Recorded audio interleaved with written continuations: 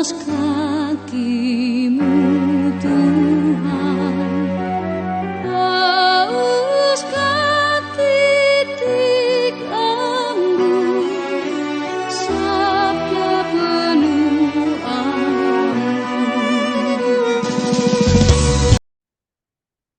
Salam saudara-saudariku yang dikasihi Tuhan, sedang berjumpa kembali dalam renungan harian santapan jiwaku selama masa Prapaskah.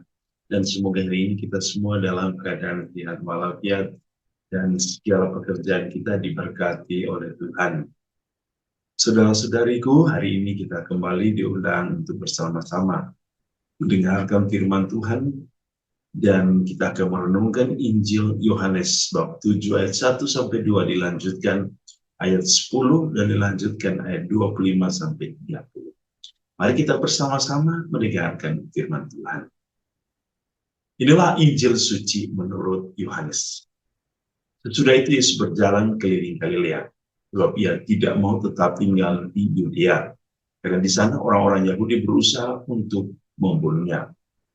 Ketika itu sudah dekat hari raya orang Yahudi, yaitu hari raya Pondok Daun. Tapi sesudah saudara-saudara Yesus berangkat ke pesta itu, ia pun pergi juga ke situ. Tidak terang-terangan, tetapi diam-diam. Beberapa orang Yerusalem berkata, bukankah dia ini yang mereka mau bunuh? Dan lihatlah, ia berbicara dengan leluasa, dan mereka tidak mengatakan apa-apa kepadanya. Mungkinkah pemimpin kita benar-benar sudah tahu bahwa ia adalah Kristus? Tetapi tentang orang ini, kita tahu dari mana asal. Tapi bila mana Kristus datang, tidak ada seorang pun yang tahu dari mana asal. Waktu Yesus mengajar di bait Allah, ia berseru, memang aku kamu kenal, dan kamu tahu dari mana asal. Namun aku datang bukan atas kehendakku sendiri, tetapi aku diutus oleh Dia yang benar, yang tidak kamu kenal. Aku kenal Dia, sebab aku datang dari Dia, dan Dialah yang mengutus aku. Mereka berusaha menangkap Dia, tetapi tidak ada seorang pun yang menyentuh Dia, sebab saatnya belum. Demikianlah sabda Tuhan. Terpujilah Kristus. Saudara-saudariku yang dikasihi Tuhan, hari ini kita mendengar kisah Yesus mengajar ya, di dalam sebuah bait Allah di daerah Galilea, ya, dia berjalan ke Galilea, dan itu terjadi ketika sudah dekat hari raya orang Yahudi, yaitu hari raya Pondok Daun. Nah, tentu kita juga harus mengetahui apa itu hari raya Pondok Daun. Ya. Hari raya Pondok Daun atau perayaan Tabernakel adalah sebuah hari raya orang Yahudi, merupakan perayaan pengucapan syukur ya, bagi Israel atas panen yang dirayakan selama 7 hari pada bulan purnama di antara bulan September dan Oktober. Ya.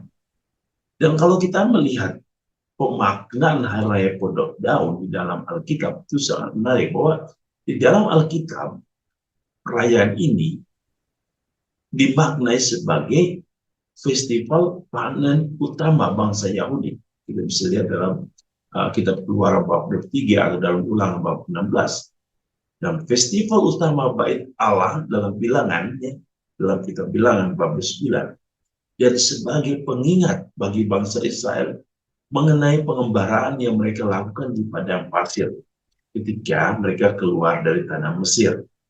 Itu kita bisa lihat dalam Imamat bab 9. Nah, lalu dalam pemaknaan hari raya Pondok Daun ini, bahwa pada masa pengembaraan itu umat Israel tinggal dalam pondok-pondok sementara, yang pada perayaan ini direpresentasikan dengan sebuah pondok dalam konsep sebagai festival panen, sehingga perayaan ini menandakan berakhirnya musim panen, dan para petani saat itu datang ke Yerusalem bersama keluarganya untuk bersyukur atas hasil panen yang mereka terima.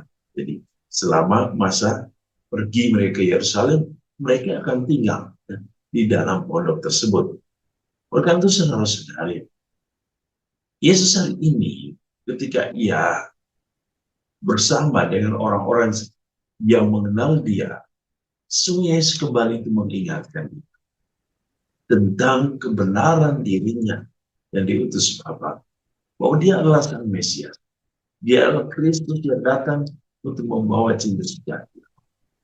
Tapi kita mendengar kita hari ini bahwa orang-orang Yahudi ingin membunuhnya. Orang-orang Yahudi tidak suka mendengar. Orang-orang Yahudi menganggap apa yang dia katakan adalah kebohongan. Apa yang dikatakan berasal dari setan. Apa yang dikatakan adalah suatu penyembahan berhala. Apa yang dikatakan adalah penghinaan terhadap Allah. Jadi begitu banyak hal-hal yang mereka sampaikan kepada Yesus. Bahwa Yesus apa yang dilakukan Yesus adalah tidak benar.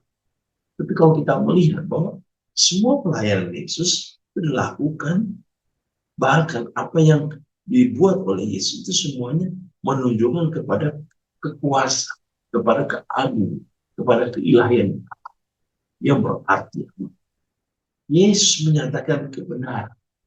Tetapi ketika orang-orang Yahudi masih menutup telinga, menutup mata, menutup hati mereka, mereka tidak mampu melihat. Poinnya di sini, ketika orang sudah menutup dirinya, menutup mata hati, menutup jiwanya kepada kebenaran, maka ia tidak akan pernah melihat. Pada masa prapaskah ini, tujuan kita selama perziaran ini adalah untuk membuka mata dan membuka diri kita untuk melihat kebenaran. Kebenaran bahwa Yesus adalah Sang Mesias yang akan memberikan kita kehidupan baru, yang akan menyelamatkan kita. Saudara-saudara, mari kita diajak setiap hari untuk apa? Untuk membuka diri kita, melihat kebenaran.